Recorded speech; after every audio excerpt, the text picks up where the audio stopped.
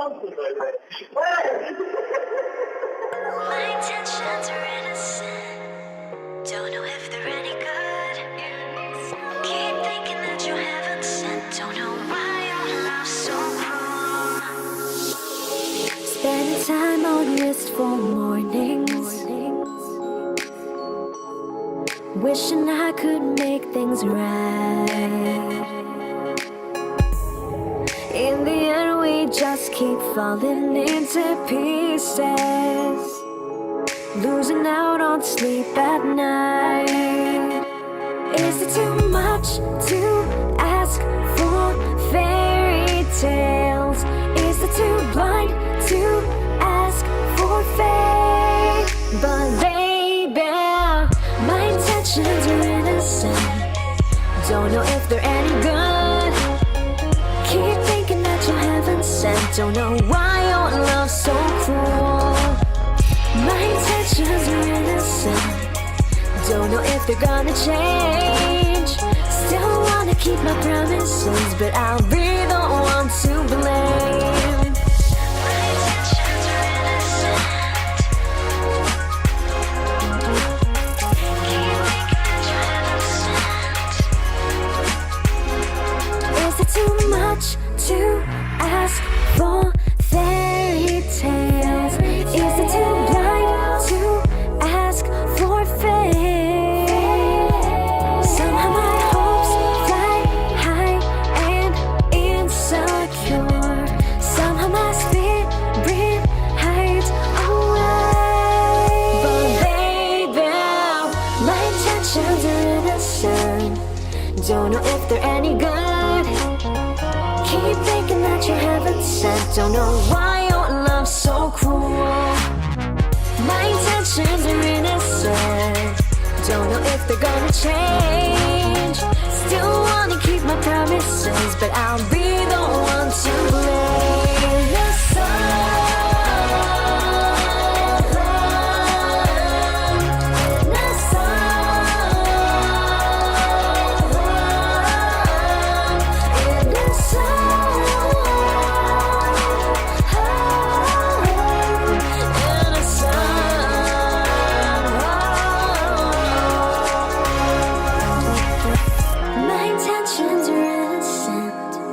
don't know if they're gonna change. Still wanna keep my promises, but I know my heart you'll break.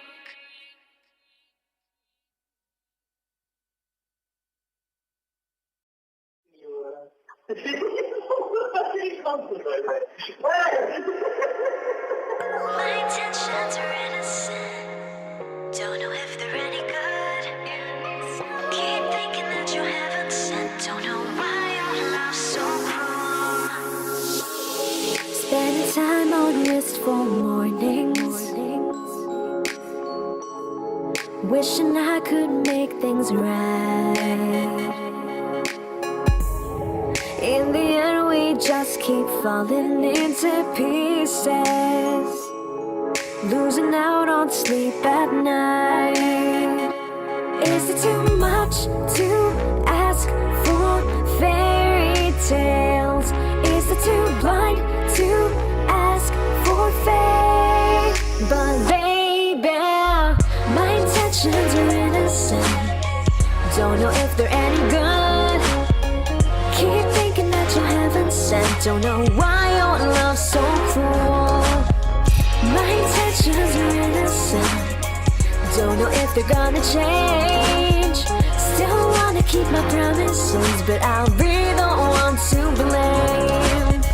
My intentions are innocent.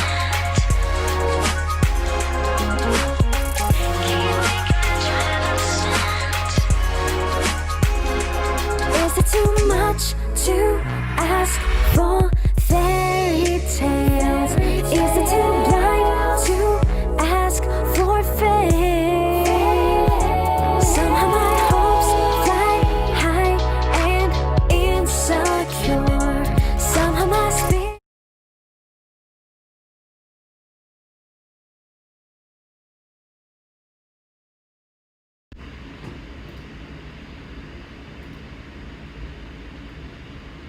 Looks like audio is crazy. Ooh.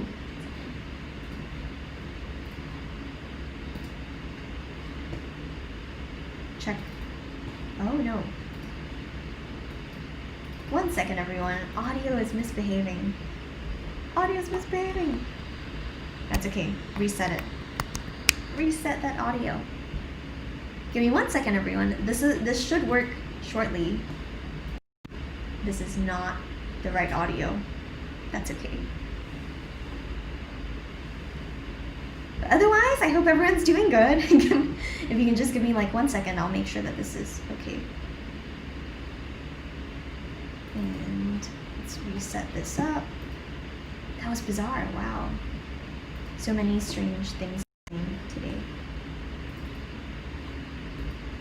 Here we go. There's the right audio. Yeah, cool. Awesome. Cool. Thanks so much, everyone, for tuning in. Really appreciate all of you here back again every Monday for another Tips and Tricks episode. Hi to Roller8, hi to Scott Vincent, and hi to Max.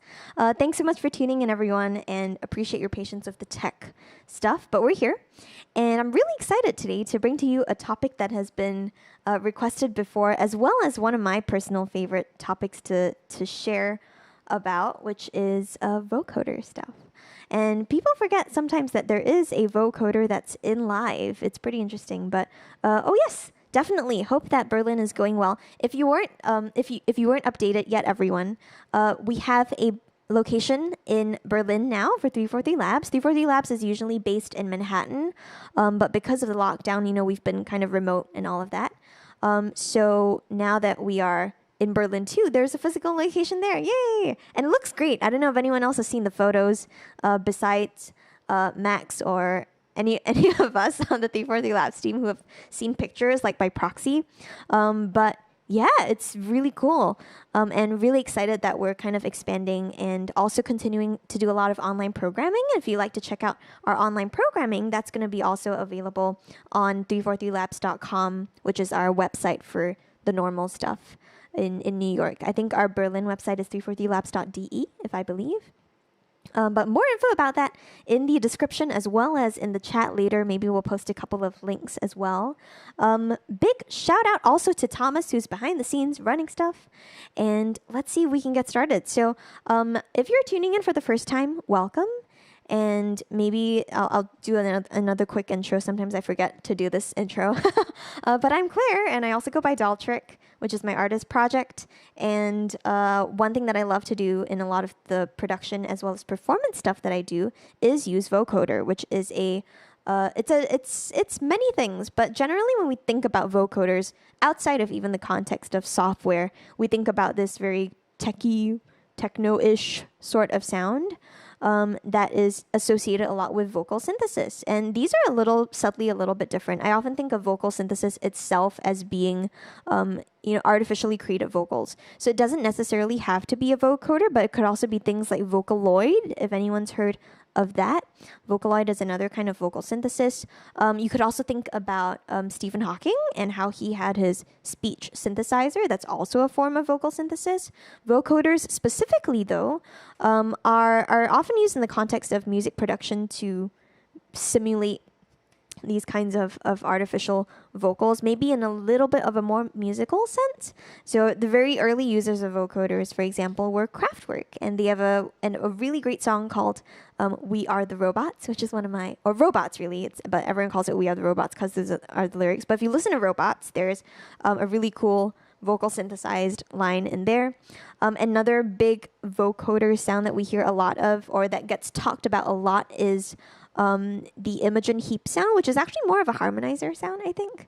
But that's another sound that we associate with vocoders. Another person or producer who's pretty big on vocoders too is Zed. So he uses a lot of that in his music, and maybe that's a more contemporary sort of use of vocoders. But here today in Live, I'm going to show you a little bit of what you can do using Live's internal vocoder. There's a native vocoder to Live, which comes with Live itself. I feel like it's a little bit overlooked because of a lot of third-party vocal synthesis plugins that come up. But here's an example of what using vocoder could sound like if you know how to use it. So I'm going to show you kind of like the finished product of this. Okay, stop what you're doing. Just keep it moving, yeah. Okay, stop what you're doing. Just keep it moving, yeah. So that's an example that I kind of conjured up myself. I had this random vocal sample that I picked from my live library. Let's listen to it without the all of the vocoder stuff on it and see what we actually get. Okay, don't stop what you're doing. Just keep it moving, yep. It's like a okay, don't stop what you're doing. someone Just doing keep normal it vocals. moving, yep. Okay. And then if I turn on this vocoder rack, and this is my dolltr custom vocoder rack, and I send some MIDI to this device. Okay, stop what you're doing. Just keep it moving, yeah. Okay, stop what you're doing. Just keep it moving, yeah. That's kind of the sound that you can get. So maybe I'll take a step back and kind of dive into a little bit of what exactly vocal synthesis is, especially when you do it with a vocoder. So whenever we're talking about vocoders in live, we really need to be concerned with two kinds of signals, which is, it's pretty much true for any kind of vocoder that you use, but specifically using vocoder in live, we are concerned with two signals. First of all, we're concerned with the signal that is the thing that is being changed. So for example, when I'm using a vocoder, my voice is really the thing that is being changed. I'm using some other kind of thing to change my voice. And this other thing is going to be what my voice wants to sound like. So for example, when you're thinking of that vocoder sound that you usually hear as a classic example, it almost sounds like somebody is speaking into a synthesizer. So that's really what it is. You need some kind of speech related thing, some kind of audio, and you need some kind of synthesizer that's carrying that sound. And that's why when we think about vocoders, we're often thinking about a carrier and a modulator. A modulator is going to be your vocals, or it could actually be some other thing, which I'll dive into a little bit later. But more often than not, it's going to be your vocals. And your carrier is going to be whatever carries that sound. So maybe there's a synthesizer that you like. Maybe there is some kind of patch on your favorite virtual instrument that you want to end up using as a carrier. That's going to carry your sound. And that is going to be what comes together with the modulator and creates some vocal synthesis sound. And that's why whenever you're dealing with a vocoder, especially digitally, more often than not, you will need two tracks. So you're going to need some kind of track that's going to send MIDI information and some other track that has the audio itself, like vocoder and things like that. So yeah, I also see a couple of questions or comments really. Yeah, vocoder, yay Carl, yay Scott, and Oliver. So Oliver, I remember mentioning this to you last week as well, and I will mention it again. Melodyne is not a vocal synthesizer. It's not a vocoder, but it's pitch correction. So that's a little bit different. And I will dive into an instance of one of these things later as well. But like I said, we're also currently not actively looking for, I guess we are. We're open to sponsorship. So if anyone from Isotope or Waves is watching us, we would love to share a little bit of one of your vocoder plugins if you are willing to share a license with us for that. Hello also to Malcolm X. Just saw your name pop up in the chat. Greetings. So yes, I will be focusing more on Live's native vocoder, but if we're able to secure maybe a sponsorship from Isotope, maybe we can get VocalSynth. Or Oliver, if you want to sponsor us with that Isotope license or that Waves license for Ovox or VocalSynth, you're more than welcome to as well. But in the meantime, let's head back over here into Live, and I'll show you a little bit of what I've done over here. So off the bat, I've thought of a sound that I would like to use as a vocoder input. And what this is some kind of carrier signal, some kind of synthesizer that I thought would work well. So what I've done over here in this track that you'll see in my Ableton Live setup over here is I have a track in session view that's called carrier. I've labeled it carrier because this is the patch, this is the preset that I want to carry my sound. So if I played this clip on its own, this is what we would sound like.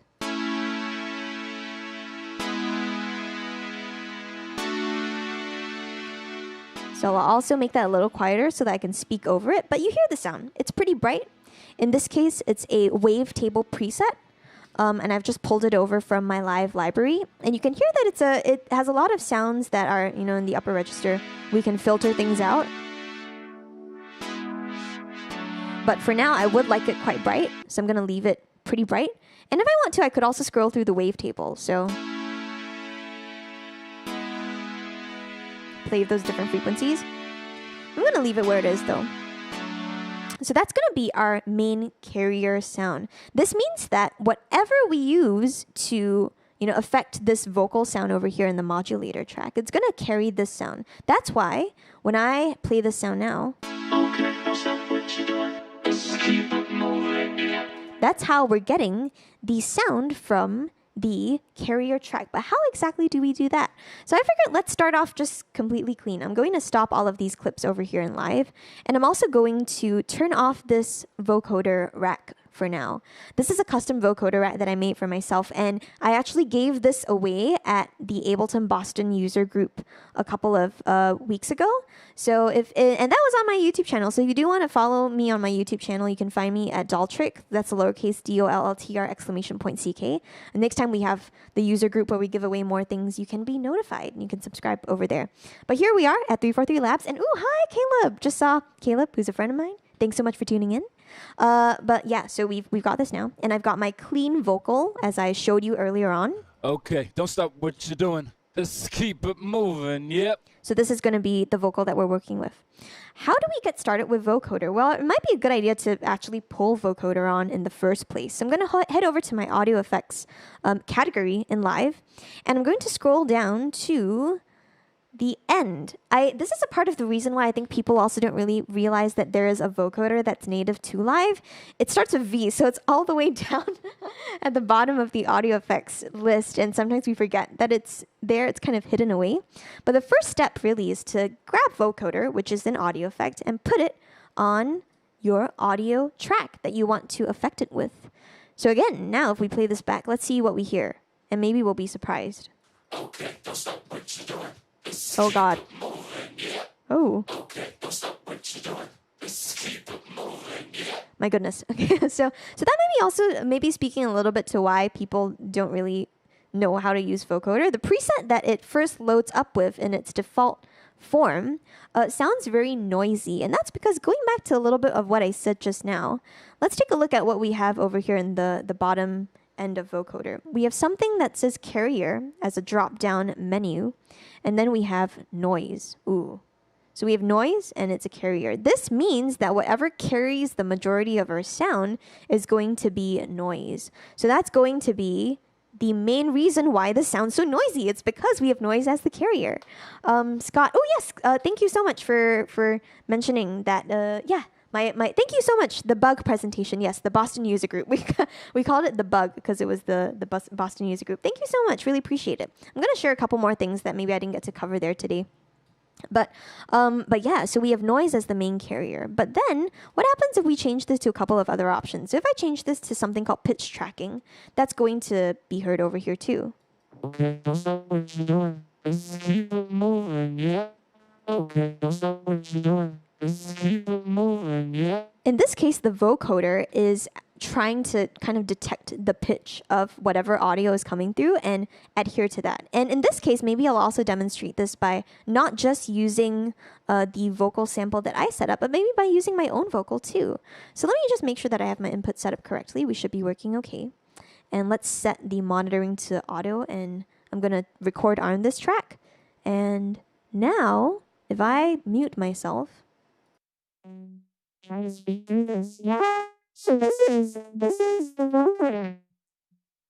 the vocoder. It's doing some pitch detection on my voice, and so in a way, this, if you wanted it to, it could be also a pretty good way of doing some pitch related stuff. But the pitch tracking is very sensitive, as you can hear. So I'm also going to temporarily unarm that track. But yeah, that's just a little bit of what pitch tracking does. I'm going to switch back to noise to illustrate it again too. But again, very noisy. It could be cool as an effect though. So if you want to layer on some noise and give a little bit more oomph to whatever you're doing, that could be an option too. But there's another option from this drop-down menu in the carrier section called external. And that's really what we want.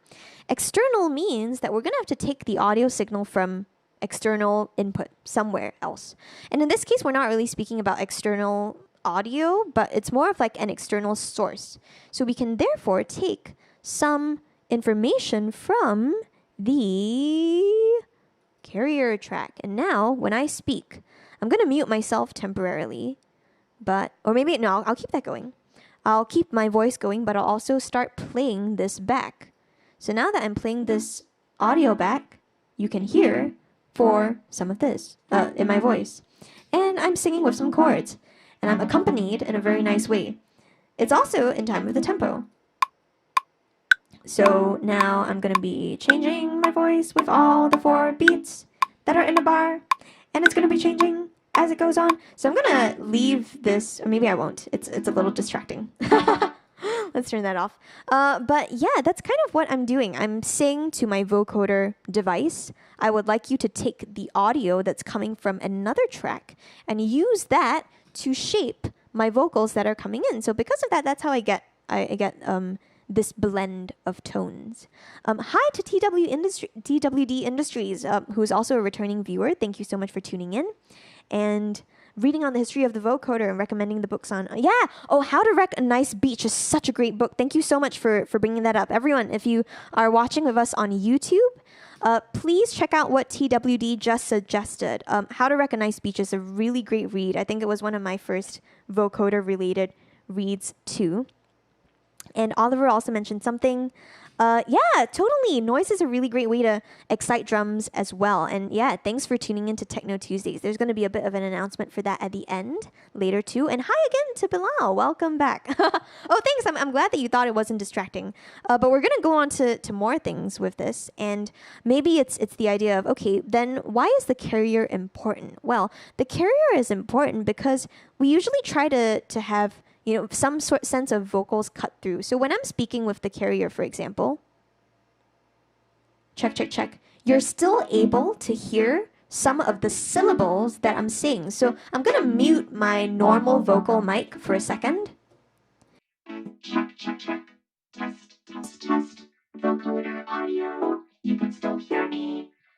So that was a little bit of my illustration, right? Even when you're playing with some kind of carrier sound, we often want to hear a little bit of that come through as well. So we want to be able to hear the syllables come through in your vocals. And that's why using a bright sound tends to be a lot better for vocoders than using a more subdued sound, unless you want to, have it more be more subdued. And sometimes I personally do that as well.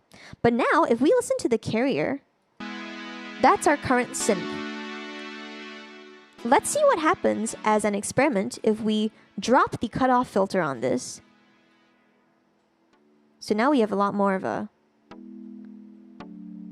purer sort of sound, even though the attack is still quite strong. But now let's see what the vocoder vocal sounds like. Check. So way more.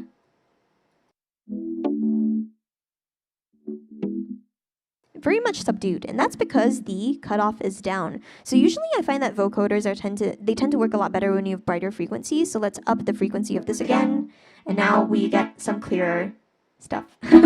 Cool. Ooh, I'm also peaking. Oh no. Let's bring that back. Great. Cool. So because of this, I'm able to then think of different ways that I can shape my vocoder, right? But what I usually like to do is do it on the vocoder itself. So I'm going to change a couple of things. I'm going to unarm that track, and instead I'll play back the clip that I had from before. And I'll show you a couple of things that I like to change on the vocoder device itself. So maybe this is also backtracking a little bit, but just now when I was talking about different carriers that are on the vocoder device, you do have noise, and that's because noise it's referring to the internal noise oscillator that is present in vocoder itself. So there is an existing vocoder existing noise oscillator that's inside vocoder in addition to taking external input. And that's something that becomes useful when you want things to be a little bit more intelligible. There's a control on most vocoders that you'll find that have to do with using the internal noise oscillator. In the case of Labs vocoder, it manifests itself in this knob over here that says unvoiced. So unvoiced is going to refer to the noise oscillator playing up some of these syllables that we hear that are syllables that are a little bit more sibilant, and that's going to help things cut through a little bit. So check this out. I'm going to play back my current state of the vocoder, and I'm going to up the unvoiced parameter over time.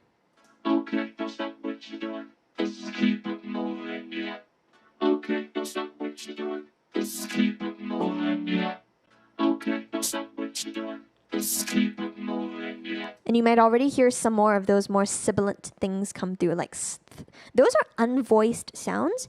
And those are in contrast to voiced sounds. So I don't know if anyone else is a theater practitioner as well, but we often talk a lot about vocal cords and how voiced sounds, those are when your vocal cords are vibrating together. So things like b, p, g, sounds like that, versus th, s, wispier sounds that are unvoiced. So that's what we're referring to. And unvoiced can be really useful, especially if you're making a standalone vocoder sound and you need the sibilant sounds to come a little bit through more as well.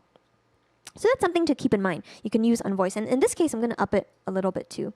Another parameter that I like playing a lot with on Live's vocoder itself is this thing called Formant. And maybe some of us have heard about formant shifting before. But let's take a listen. Let's see what happens when I move this knob from left to right that's called Formant.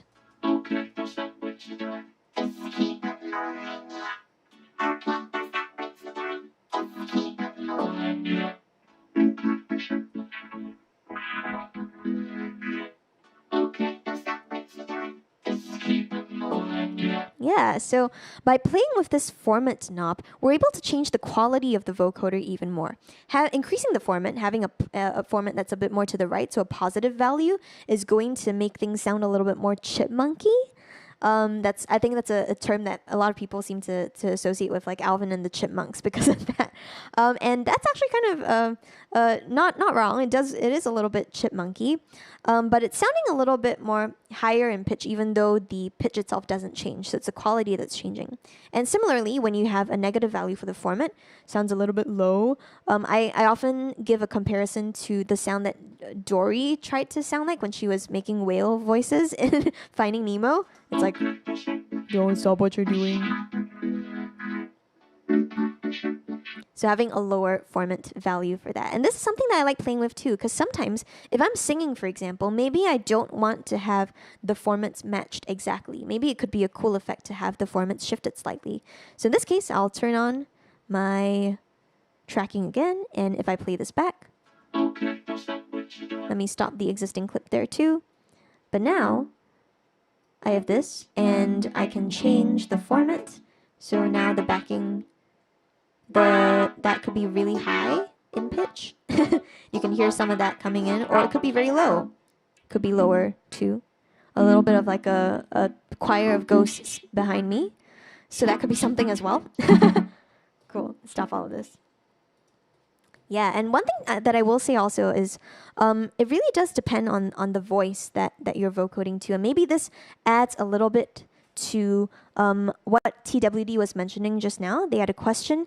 Anything I should be aware of when vocoding lower register voices, asking as a baritone or bass, and also unvoiced as well. Yes, totally. Plosives and fricatives are also really great words for that as far as theater practitioners go. For some of us who are in between, I think voiced and unvoiced is a little bit of a more common term. But yeah, for lower register voices, I would say that it's not so much specific to the voice, but maybe I'll just give a couple of tips to vocode voices in general. I would say be very cognizant about the person whose voice you are vocoding in the first place. For example, in my voice, I have a voice that's called a hypersibilant voice. So that means that my voice tends to bring across a lot of the sounds a lot. So if you've ever seen any of my vocal chains when I process stuff, my de-esser is like crazy. It's like always going a little crazy on the T's and S's because a lot of that comes through.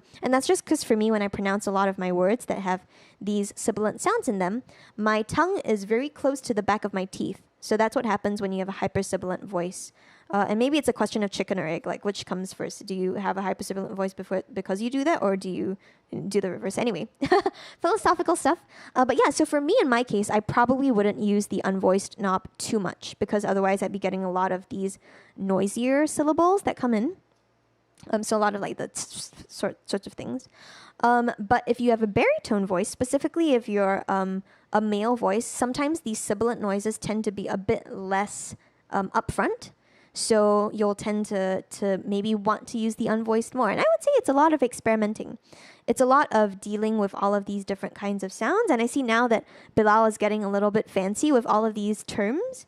in the chat. So feel free to look at that. I'm not going to go too in depth into that because this is a class about. It's not a class about voice and theater necessarily, but it's about vocoders. I do want to focus a bit on that. But anyone, if you are interested in finding out more, you can hit up the chat and let us know your thoughts over there.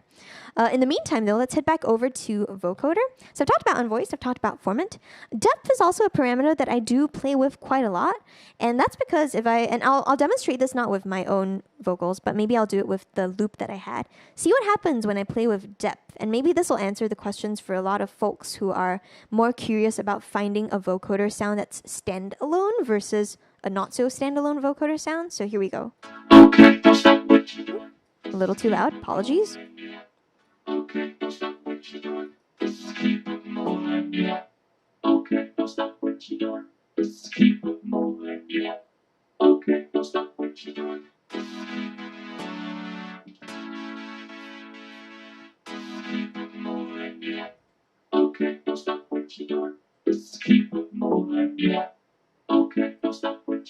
Cool. So depth is really, it's an interesting parameter because maybe sometimes when we think about depth, we think about, going deeper into the sound.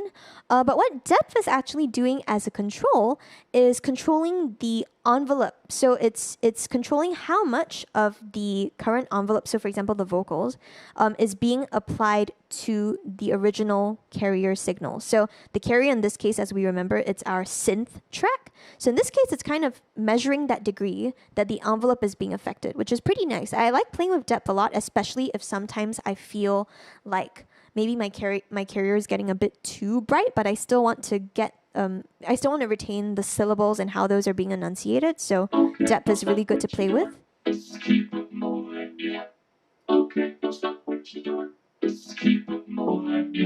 And another consideration also, and maybe this speaks a little bit to TWD's concern as well about different voices. I found from a lot of vocoding, not just my voice but also other people's voices, that in general it's important to have some kind of processing that happens before the vocoder receives the vocals. So it's a little bit like prepping your vocals for being vocoded and then after. And that's why in my usual vocal effects rack, I'm going to turn off this vocoder, but I'm going to turn on my vocoder rack instead. And I'll show you some of the devices that are in here. There's a lot of devices, as you can see. There's definitely the vocoder device that's hanging out over here. But there are some effects before and after. And I'm going to turn off the after effects. Pun intended, if anyone uses Adobe. But I'll show you what is going on before my vocoder. So over here, I'll turn these off before as well, but here's just the normal vocoder going on.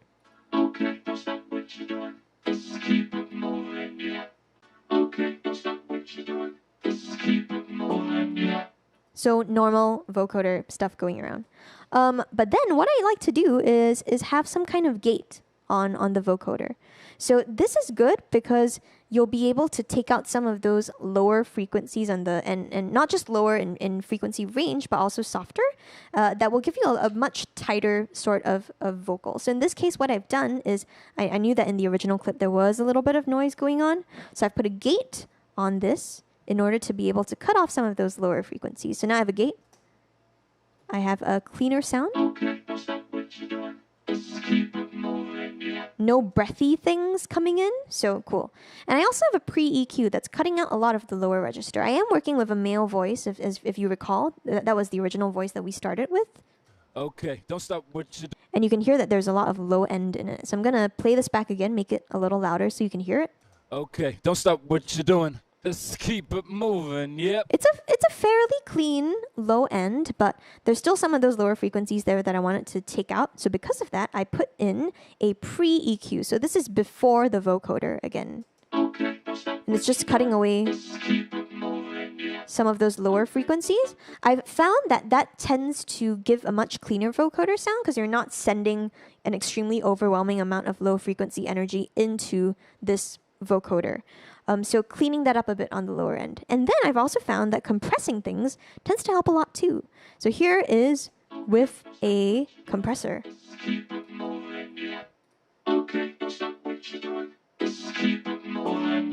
So yes, both a gate and a compressor. Someone asked me about this before. The gate is really just to get that noise out of the way. And it's especially useful if you're doing anything in a live scenario. So if you've ever seen my live shows before, you'll see that I do a lot of on-stage vocoding. So the gate is pretty much crucial for that, because I don't necessarily want like the house sound getting into my mic while I'm vocoding. That's just like a lot of disaster lined up, especially if you've ever heard the noise levels in a live venue before. So the gate becomes really crucial. The pre-EQ is also crucial because I'm cutting out any like lower frequencies, especially if it's a venue where there's a lot of bass going on. So a lot of that gets cut out as well. And then I've got my compressor. So that helps just tighten up the incoming vocal a little bit. So that's the input. I've got a gate, a pre-EQ, and a compressor. And I find that works also well on male vocals too, not just female vocals. I will say that for male vocals, be a bit careful with how much you cut, because cutting too much may take away some of those lower frequencies that make a male voice distinguish from a female voice and help to define a little bit of the different timbres. So for female vocals, I tend to give more of an aggressive high-pass filter. So for example, in this case, I'm high-passing the vocals of this recorded vocal around 250, but for a female vocal, I may even be more aggressive with that. I may do it at like 350, and maybe let's even test that with my own voice. So I'm gonna do it with my own voice. I'm gonna make this a little louder too. Let's do a quick test. So this is a test with the vocoder that's coming in, and with my pre-EQ, I think I can be even more aggressive with that. So maybe about 350. Otherwise, I might have a lot of lower end stuff in my vocoder. So yeah, totally depends on the voice. Really dependent on also the sound that you have. So maybe if I had a different kind of sound, then I would adjust it differently. So lots of tweaking going around. I would say that there is no set preset for vocoder. It really is a lot of working with it. But maybe I'll also briefly walk you through some of the stuff that happens at the end over here. So after I do normal vocoder stuff, and I'll play back our clip again. Cool. So we have the pre-EQ going. I also like to have some post-EQ. And that's really just to tidy up any lower frequencies that might be hanging out. So for example, over here, there's still a lot of low stuff going on at times. So just to clean things up a little bit, another high pass. And a bit of a lift at the end also. And then some more compression.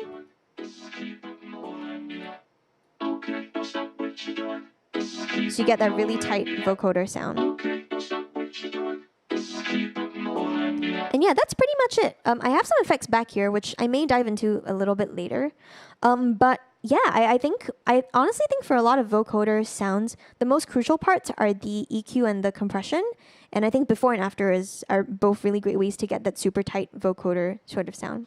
I will add one more thing though, and another consideration I find is whether you want this vocoder to be layered with a vocal, or if you want it to be standalone. Because if you haven't layered with a vocal, maybe you want to tame some of the frequencies that might be getting in the way of your vocal. For example, in the case of me as someone with a very bright voice, layering myself with such a bright sound, it might get a little bit overwhelming at certain frequencies. So maybe because of that, I want to do a slight dip at the top end of my vocoder. And because of that, this is something that I can do from inside Vocoder as the device itself. Over here, this black section that you see is a filter bank, and this lets us control the individual bands of the vocoder. Because when you think about a vocoder, actually what it consists of, and maybe this is a little bit more techie, so not going to go super in depth, but it's really it contains a set of bandpass filters, which let certain bands of frequencies pass through. So that's why, kind of going back to what someone else mentioned in the chat just now, you can also use Vocoder not just as a vocoder device, but also for things like just being a filter bank.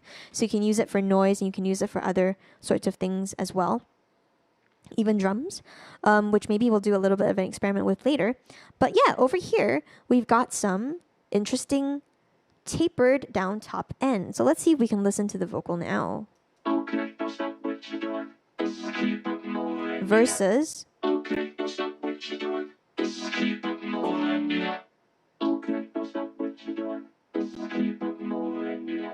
And maybe this is better if you're layering your vocal with something else, because that way you won't have any of those like 3K frequencies kind of fighting a lot with the voice. So that might be something to consider also. So think about whether you're stacking all of these things together. And I will also add that maybe that relates to the post EQ. If I know that I have a lot of other chordal stuff on top of the vocoder, like all of these different layers, I might even high pass the vocoder even more so that I'm not getting in the way of those lower synths that are also being heard at the same time. So a couple of considerations. And that's why also for my vocoder X, I do enjoy putting on different kinds of effects. So I do put on like a high pass filter and a low pass filter just to, if I need to ever tidy things up, I have that option. So let me fix the filter bank and I'll show you what those are doing.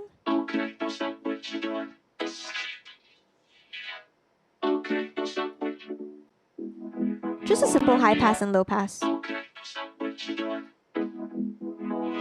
And those are just going to be auto filter, but mapped to this particular audio effects rack, which we talked about in previous weeks. We talked about things like mapping, things about developing your own custom audio effects racks. So that's something, what I did over here. It's related to that.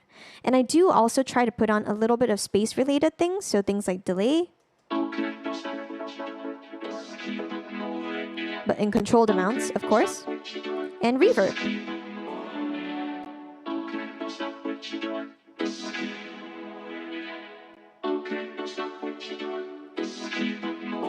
And in controlled amounts too.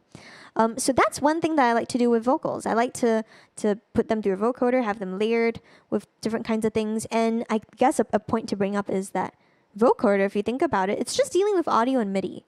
So theoretically, we can vocode pretty much anything. So let's see. Let's head over here to our live library. And I'm going to head over to my samples category. And maybe I'll find some kind of beat. Ooh, maybe this could be a good opportunity to take a suggestion from the chat. If we could get a suggestion for a category of sound, so maybe something like bass or pads or piano or guitar, that would be great. And if we could also get a suggestion for a genre of music, so maybe drum and bass, maybe pop, maybe hip hop. So suggestions, and this might take a while, so I'm just going to check in with everyone and see if they're doing okay in the chat. Cool, looks like we're doing okay. No questions. But yeah, so if you can give a suggestion of a category of sound as well as a suggestion of genre of music. And we'll see what comes up. Cool, Bilal, strings, thank you.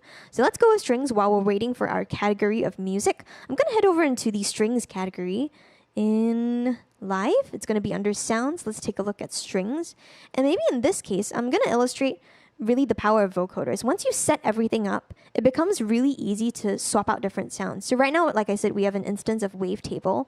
Let's find some kind of string patch maybe to work with. Let's see, I've got string ensemble legato. Let's try that out. So I'm going to click and drag this onto my carrier track.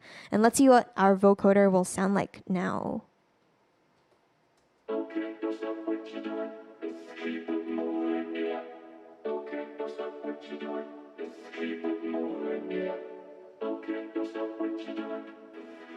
And you can hear the strings. But it's a little bit different, right? And it kind of speaks also to the fact that strings can be very bright, which is very nice. And this is actually a very lovely vocoder sound. I do like this. So thank you for that suggestion, Bilal. Yay. Great. So we have this now. And we had Scott suggesting trance. Cool. So what I'm going to do is I'm going to head over to my samples category in live. And I'm going to look for a trance sample. Maybe maybe I have some trance drums. Maybe. Do I? Oh, no.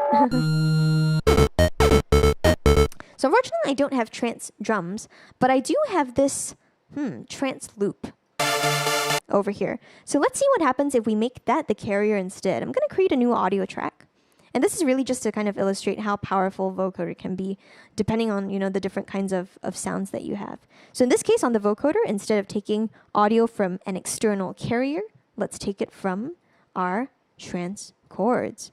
So here we go instead. Okay, stop what you're doing. Just keep it moving, yeah. Okay, stop what you're doing. Just keep it moving, yeah. Okay, stop what you're doing. Just keep it moving, yeah. Okay, don't stop what you're doing. Just keep it moving, yeah. Okay, don't stop what you're doing.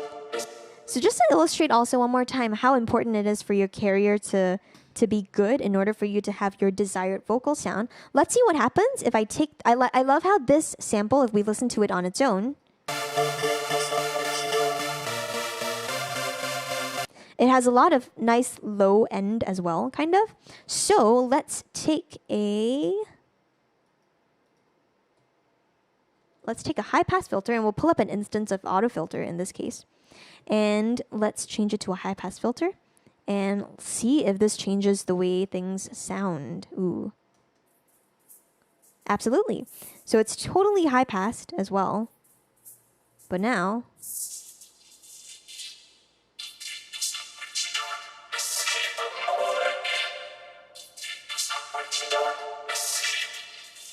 So yes, it totally does affect the sound. And that's something to kind of be aware of too. Whenever I try to and this is in general, it's not so much in relation to vocoder sounds, but brighter sounds are always, tend to be a little bit more attracting in energy. So if you want to create a more subdued vocal sound, then maybe consider using like a low pass filter, because that could be a way to control your vocoder sound. And then, of course, the moment you start doing this, you have all options for automation, maybe slowly increasing over time. Having different options change too. We also had Delirium in the chat. Hi, nice to see you again. Thanks so much for tuning in. But so far, we've done vocoding vocals. Let's see what happens if we vocode some drums. So we didn't really get an option for more options for genres, but maybe I'll look for a drum and bass loop. I thought of that in my head just now, so maybe I'll see if I have a drum and bass loop. I think I do. Yeah, cool. So let's take this drum and bass break and let's drop it into our modulator track. And we'll also bump up the tempo, maybe to 150. And I'm going to bring these vocals down and bring these synth chords up. Let's see what we get. We might get some interesting results.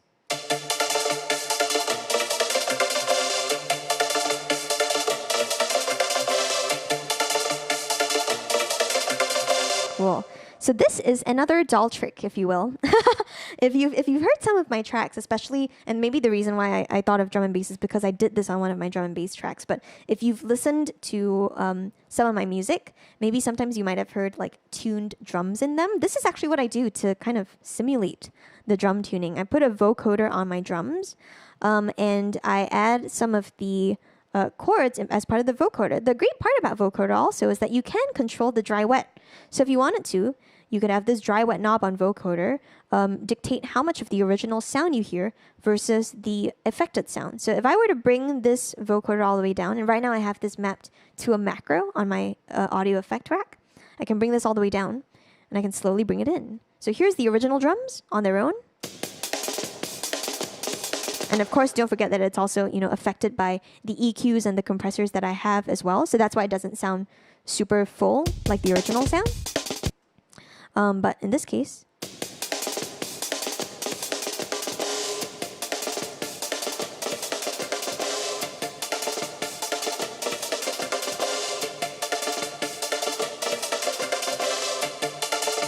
you get this really cool sort of thing. And it ends up being really cool as a percussive element too. So that there's many different things that you can use vocoders for and play with them in different sorts of ways as well. TWD said, oh, I missed that comment. I need to know more about that square wave bleep loop. Yeah, it's cool. It's called, I don't think it's square wave, but I think it's called synth chords trance. And it sounds like this, which is pretty neat. So that's cool. Yeah, synth chords trance. Nice.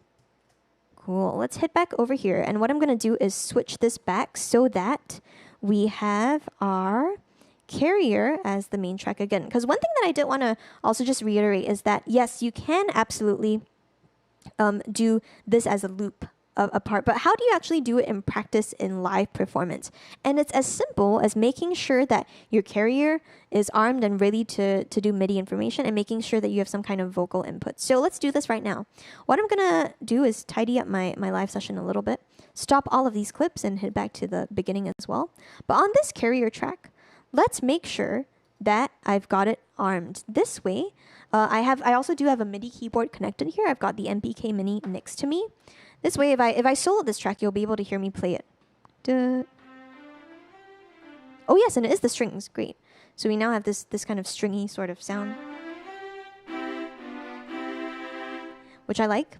And maybe for this instance, though, I'll pick another instrument. Do we have another suggestion? Okay, I think Scott also decided on violin. But let's see if we can find a different sort of sound as well. Maybe something in the synth keys category. I'm always a fan of synth keys. Ah, that's very cool. So let's use Cosmic Chords. Pull that on.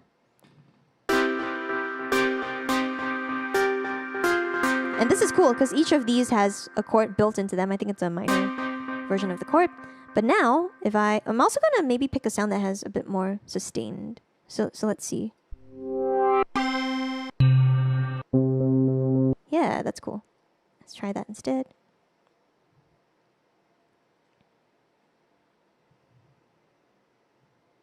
Oh no, Live is taking a while to load. It's going into its spinning beach ball stage, which is all right. Oh yeah, cool. It's a poly device. Nice. So I like this a lot. It also has a pretty long sustain, but now what I want to make sure of is a couple of things. When I'm playing this carrier back, I don't actually want to hear the original sound. So if I had the track activator button on, I would be able to hear it, right?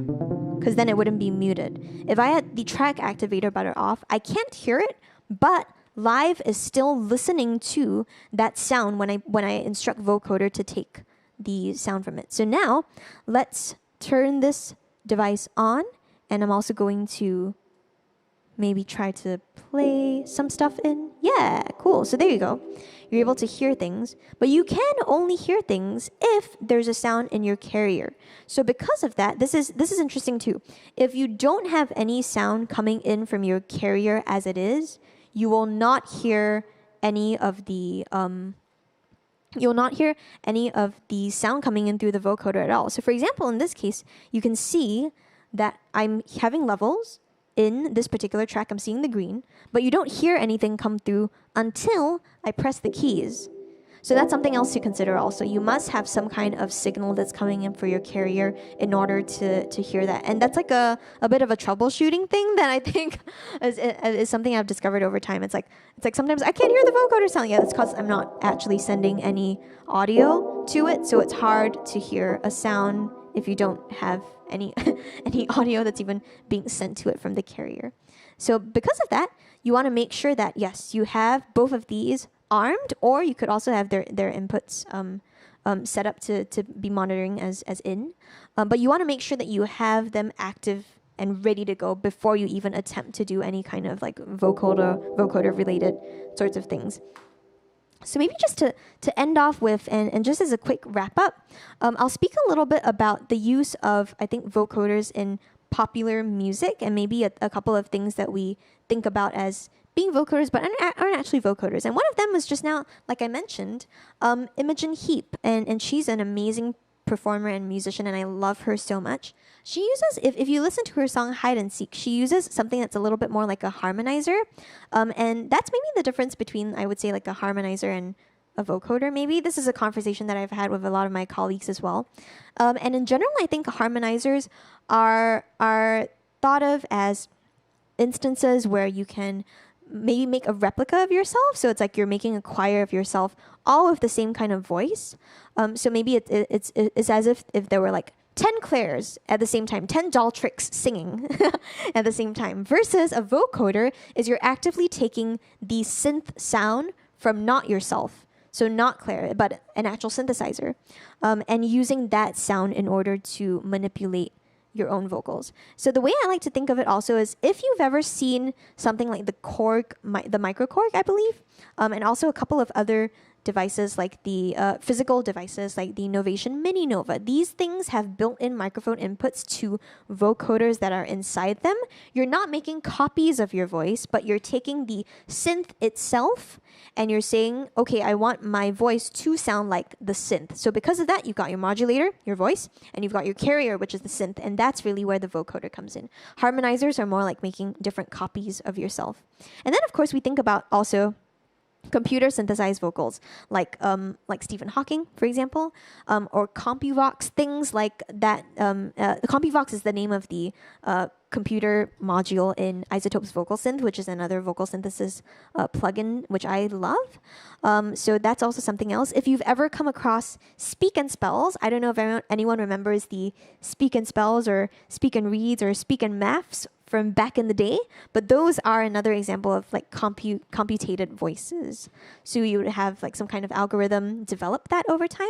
Something that's similar to that is Vocaloid, and maybe you might have heard of this from a lot of Japanese music, especially related to a specific vein of anime style music where you have this synthesized vocal. Sometimes it's proper Japanese, other times it's made up Japanese syllables, but that's something else that is there too. And a more recent producer who uses a lot of Vocaloid stuff is Porter Robinson. So if you've listened to his Worlds album, you'll hear a lot of that Vocaloid sound. And I think Sad Machine is probably one that comes to mind immediately as an instance of using Vocaloid to generate vocals. So those are just a couple of things about vocals and Vocaloids. As one more last thing to wrap up, I do want to briefly touch on a couple of other vocal synthesis plugins that I found useful. So to be very frank, I love using Live's native vocoder because, first of all, there's a lot of mileage that you can get out of it for a device that's from Live. And on a related note, so maybe 1.5 or second of all, it takes up a lot less CPU than a lot of other external third-party vocal synthesizer plugins that I've used and experimented with. And that's just something that I think is something that you want in a live setting. You want to be able to minimize your CPU. And me, with my background as a live performer and a live experience designer for other artists, if artists are on a tight budget or if they want something that's really low in CPU because they're doing lots of other crazy things that are all really taxing out their computers, I almost always go for Live's native vocoder, and that's really like the number one. There are lots of external third-party vocal synthesizers that you can use. So, for example, just now Oliver mentioned Vocal Synth by iZotope, which is a great one too. Ovox by Waves is also a great one. Melodyne is not a vocal synthesis plugin. It is a pitch correction plugin. So that's a little bit different, and that's why I didn't even kind of touch that at all. I really just looked at it, and that's not really a vocal synthesis plugin. You can use it for creative vocal effects, but it is not a vocal synth plugin. So I just want to make that super clear because I said that last week, and Oliver repeated it again this week, so I'm not sure if there's still confusion about that. But it's not a vocal synthesis plugin. It's pitch correction. And that's also maybe the difference between the two of them. Whenever you're using a vocoder, you're not actually correcting the pitch of your voice. So let me just illustrate this again. I'm going to maybe have these playing while I'm going on behind this. So here I am, vocoding my voice, and let's maybe make this a little higher. Cool. So here I am, vocoding my voice, but if I layered this with my vocals, like if I were to sing on top of this chord progression, I could sing in super out of key and my voice is not pitch corrected. You don't hear any pitch correction in my voice, but you hear the vocoder still being very smooth. So if I mute myself for a minute, vocoder, vocoder, vocoder. Vocoder is still going, but no pitch correction to my voice at all. So I really want to make that distinction clear because I feel like it's something that people get confused about and maybe we're still confused about today. But in the meantime, I'm going to stop this. And thank you so much, everyone, for tuning in. It's been really great sharing about Vocoder with all of you today. Thank you, Nikunj, for that nice emoji. Really appreciate all of you tuning in. Please stay tuned for the rest of the week. Every day at 1 p.m. we've got programming for you at 343 TV, and we've also got a lot of upcoming classes. Like right now, for example, me and a couple of the other instructors were focused on running the 343 summer camp that we're having for kids, but we've also got some intensives, and we've also got other programming and events coming up. It's in August, in the second week, we should have the Ableton user group again coming up too, so that's something else to look forward to. And all of these are free events. The user groups are free. Like Scott alluded to just now, I do the Boston user group too, but I help out with the New York user group, which is my home base because 343 Labs hosts it every month. So please stay tuned for that too, and you can subscribe to our YouTube channel if you want to be updated for that. Otherwise, again, as usual, it's been really fun sharing with all of you, everyone. So thanks, and I guess if this is if that's all, if there are no more questions, then maybe that will be all for today. So I'll see all of you again soon. Thanks so much, everyone. Ooh, I did want to add, though, that on Thursday, I will actually be back to substitute for Max for Theory Thursday. So I will see you all again on Thursday. In the meantime, have a great rest of the week and have a great rest of the day. Bye.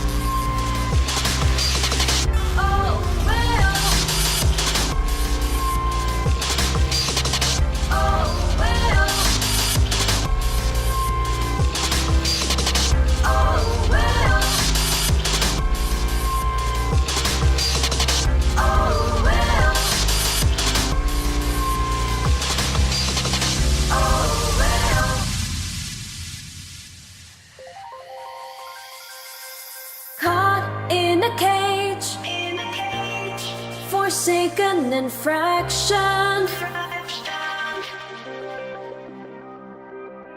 blood through my veins runs deep in reaction.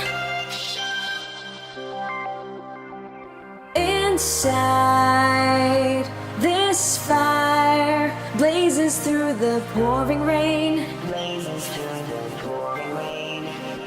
Ignite this time, burning skies won't be in vain. From the ash my heart will rise,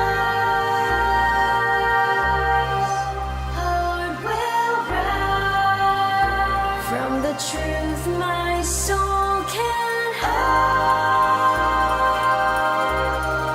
soul can hide.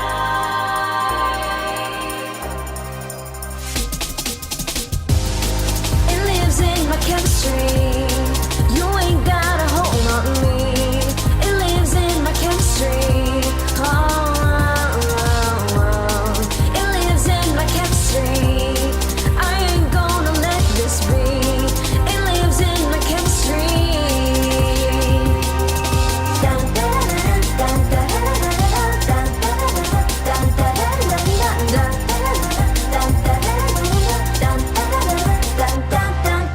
one energy, I'll try. A catalyst calling, light when the world is past. My remedy, I'll fly. Won't let me go falling, die when this life's ahead of me. I stay too long, just to melt into a silent wave. Don't forget me when I'm gone. Oh, well, it lives in our chemistry.